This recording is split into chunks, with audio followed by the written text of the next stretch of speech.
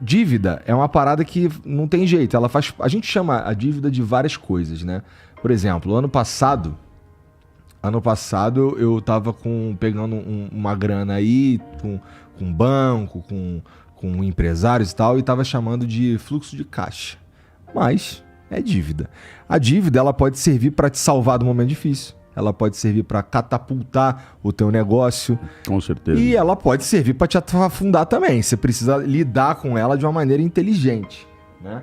E, pô, com 80% da população brasileira endividada, meu irmão, eu acho que eu sei que boa parte dessas galera aí não tá fazendo de forma inteligente a parada. Pô, na tua vida, cara, tu passou por momentos assim de estar enrolado com dívida? Essa pergunta é muito legal, porque eu fui professor 100% do tempo. E durante boa parte da minha trajetória, o meu salário era só o salário da universidade. E eu tenho 3 filhos e eu passava pela situação que eu não conseguia dar para os meus filhos a mesma educação que eu tive. E isso é muito frustrante, né? É uma das coisas mais frustrantes para um pai. Eu não conseguia, com o meu salário, pagar a mesma escola que eu estudei. Entendi. Então isso então eu estava sempre no vermelho. Era um vermelho responsável, era um vermelho batendo na trave, era um vermelho, sabe? Quase deu. Enquanto meu pai estava vivo, ele, né? Tá faltando quanto? Não passa, não fecha essa conta, não sei o quê. Mas ele dava. Depois que ele morreu, eu passei a ser o último da fila, a bola mais próxima da caçapa, aquela para quem todo mundo olha, né? No final e tal. E passei a ocupar o lugar dele e aí ficou mais dramático. Quando eu comecei a dar palestra, a minha situação econômica mudou muito. E então, a partir daí, eu comecei a trabalhar no verde, propriamente. Graças a Deus. Começou a dar certo e eu passei a ter outros rendimentos que não o da universidade. E com isso, eu passei a ter uma folga, digamos assim. A ter uma folga. E aí, claro, com a internet e tudo mais, tudo isso foi ficando um pouco mais bacana para mim. O que veio primeiro, professor? Tu ficou famoso ou primeiro veio as palestras? Primeiro as palestras. E o gatilho para tu ir dar palestra, como é que foi? Bom, eu não conheço essa história, é verdade. Eu tava lá na USP e, portanto, assim, relativamente reconhecido pelos alunos da universidade. Então, sei lá, era paraninfo, patrono todo ano, aquela coisa, professor legal e tal, todo mundo quer que ele faça discurso no final do ano. Mas completamente anônimo, saiu ali da cidade universitária zero, né? Bom, aí surgiu uma casa em São Paulo de cursos abertos para o público, Casa do Saber. E eu logo no começo fui chamado para essa, junto com o Karnal também, Pondé, etc. E aí então reuniu-se esse grupo na Casa do Saber para dar aulas e tal. E logo na primeira turma, um dos alunos, que era presidente na época do Banco Real da época, me disse: você daria uma palestra para os funcionários do banco? E eu não sabia nem como cobrar, eu estava totalmente fora do mercado, assim, eu ignorava tudo. Aí eu cheguei e joguei, eu falei: cara, eu não sei quanto custa, eu não sei nada. Ele pegou e falou: não, tudo bem, eu vou me informar para você e eu te... Aí ele me mandou uma proposta que eu deveria mandar para ele, dizendo mais ou menos como seria, e eu me lembro de ter saído da cidade universitária de ônibus para ir até a Paulista, até ali no Banco Real, que depois virou o ABN, né, para dar essa palestra, que foi a primeira palestra, A Vida que Vale a Pena Ser Vivida. Isso foi em 2001. Né? Faz bastante tempo. Faz bastante tempo, Então essa foi a primeira. E eu... Gostou da primeira? Não, achei incrível, né? Não só porque correspondia a vários meses de trabalho, Mas também... Isso deixa bem feliz, né? Nossa, é um negócio do outro mundo. Quando ele me deu o valor que eu deveria cobrar, eu liguei e falei, não, deve ter algum equívoco, não pode ser isso, né? Não, é isso mesmo e tal. E aí eu achei que, bom, como eu nunca fui assim, digamos, super sortudo, eu pensei, foi essa e acabou, nunca mais.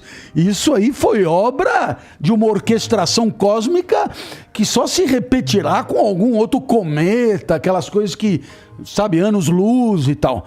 Mas não, foi uma bola de neve, logo surgiram novos convites e sempre indicação, né, daqueles que já tinham assistido, e eu cheguei a ter, antes da pandemia, em torno na média de uma palestra por dia, tipo 350 ao ano. Nossa, cara. Incluindo férias, feriado, fim de semana.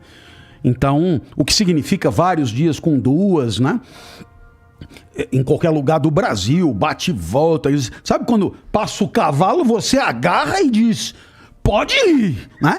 E aquilo vem que vem, Manaus e de volta. Uau, 5 horas da palestra, volta, chega em Guarulhos, pega o corpo no dia seguinte, Salvador e tal. Não tem conversa. Bom. Aí, depois de 1 ano, 2, você começa a falar, viu? Né? Tô cansado. Bacana, mas acho que vamos ter que dar uma segurada. Mas quando você sobe o padrão de vida de uma família, todo mundo se habitua. É verdade. Sabe? Aí, como lidar com isso, não cara? Não preciso mais de bolsa na escola. Então todo mundo sobe. Na hora que você vai avisar aqui, envelheci, né? Não, senhor. Agora não. Agora eu já me habituei, agora não voltar atrás é insuportável. Imaginou pegar um celular tijolo? Não.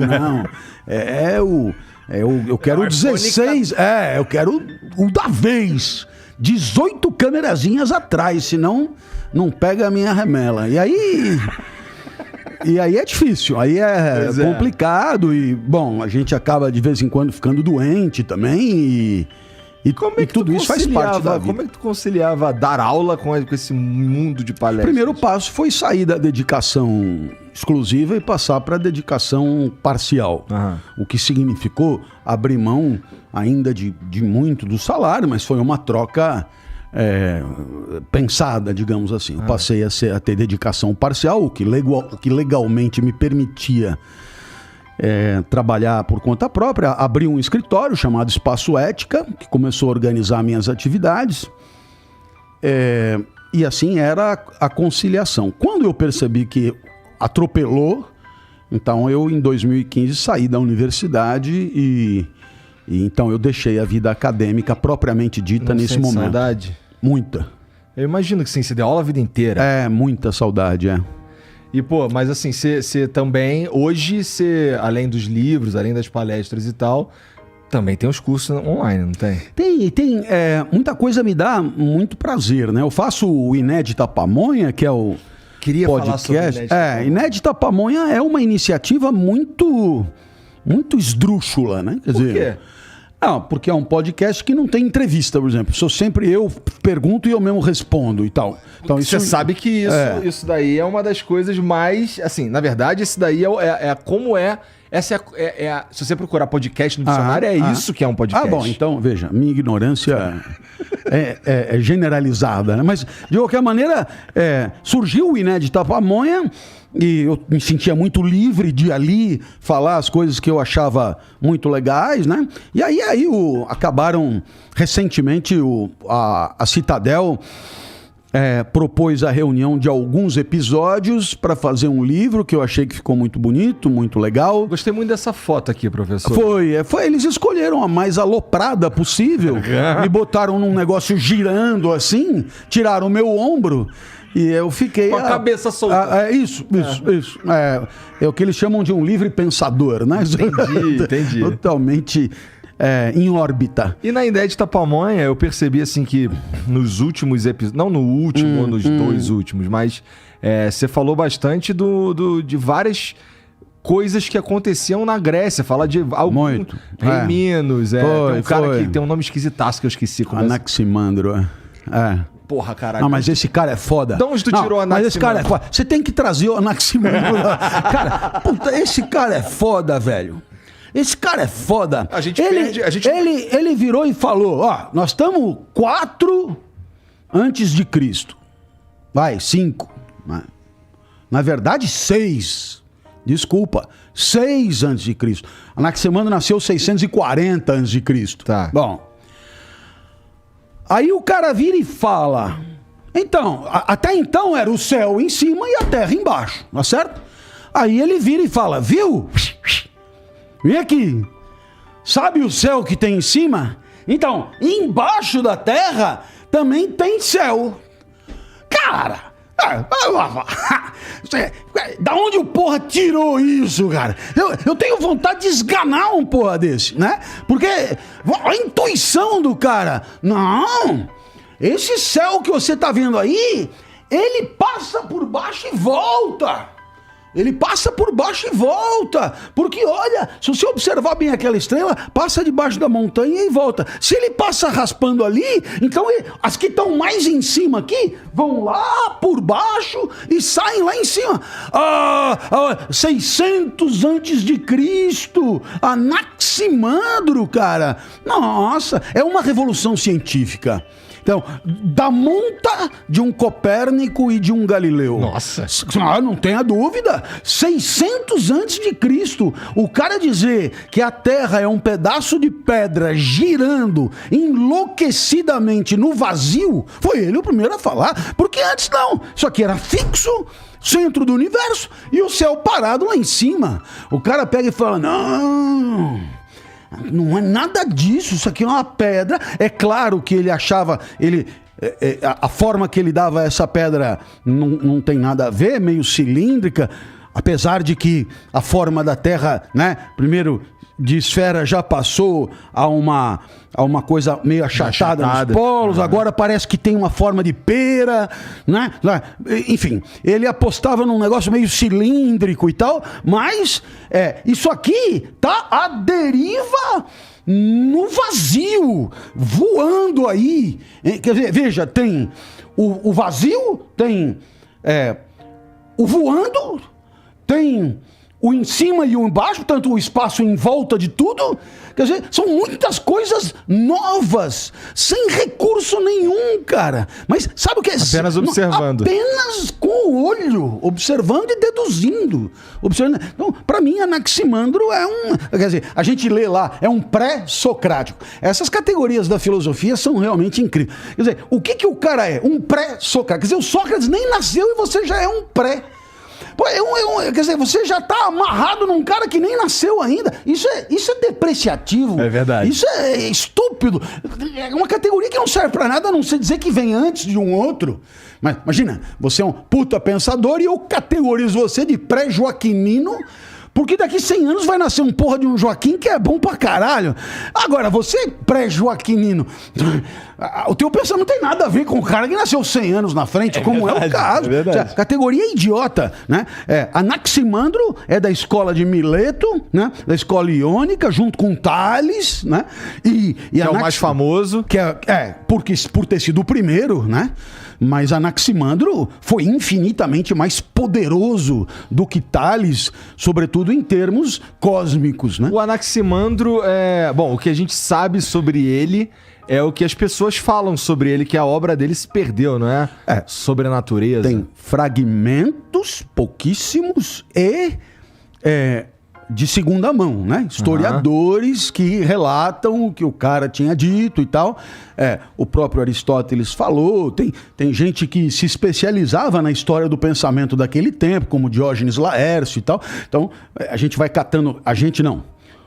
Os grandes caras da universidade, né, que muitas vezes são tidos por esquisitos, mas são os pesquisadores que pegam um pedacinho aqui, um pedacinho ali, e vão com aquele trabalho de pesquisador insano, gente séria, gente que trabalha para um palhaço como eu vim aqui divulgar, né? Mas foi preciso alguém trabalhar duro para poder ter uma literatura confiável sobre o cara. Então, a gente tem que homenagear não o cara, que era genial, tal, mas todo mundo que permitiu que a gente conhecesse o cara, né?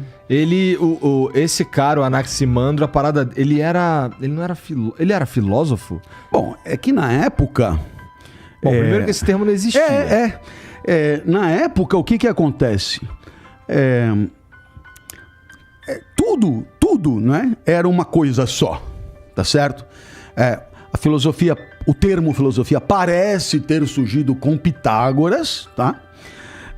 Mas, com certeza, Anaximandro, quando se apresentava, dispensava esse tipo de rotulação. É claro que o que ele fazia, Anaximandro, era astrofísica. Só que, na época, era o filósofo responsável pela astrofísica. Tá certo? Porque é tudo uma coisa só. Uhum. Depois é que a física se desmembrou, assim como as demais ciências se desmembraram, mas muito tempo depois. Mas o que Anaximandro foi muito forte e poderoso é um cientista do cosmos mesmo. E, pô, assim, a gente tem também... Bom, é ali que nasce a tal da filosofia, não é? Na Grécia, com esses caras com certeza. Aí todos e tal. E, porra, toda vez que eu converso com um filósofo, não sei o quê, sempre citam pra caralho esses caras. E, porra, eu não tenho certeza se as questões que eles levantavam nessa época aí se aplicam integralmente aos problemas que a gente tem hoje. Não é possível que a gente não evoluiu nada. Não, claro que evoluímos. Mas espera, as evoluções, elas acontecem a partir do que foi feito antes. Sem dúvida. A ciência é um esforço de encontrar o defeito na ciência anterior. A ciência não é feita de verdades. A ciência é feita de falseabilidade. O cientista é aquele que trabalha para botar o dedo e denunciar o erro do anterior. Tá certo? Então, é sempre fundamental o anterior. Porque se não fosse o anterior, não teria havido esse. Então, insisto nisso. Com certeza, tudo o que se disse depois de Anaximandro, a favor ou contra, mostrando a inconsistência ou não, dependeu dele ter feito o que ele fez. Então, por mais que hoje nos pareça esquisito o cara dizer que a Terra é uma pedra cilíndrica voando, já fomos muito além disso, mas naquele momento, em 600 a.C., foi imprescindível que esse cara tenha dito as coisas que ele disse para que depois, digamos, a história do pensamento acontecesse de um certo jeito.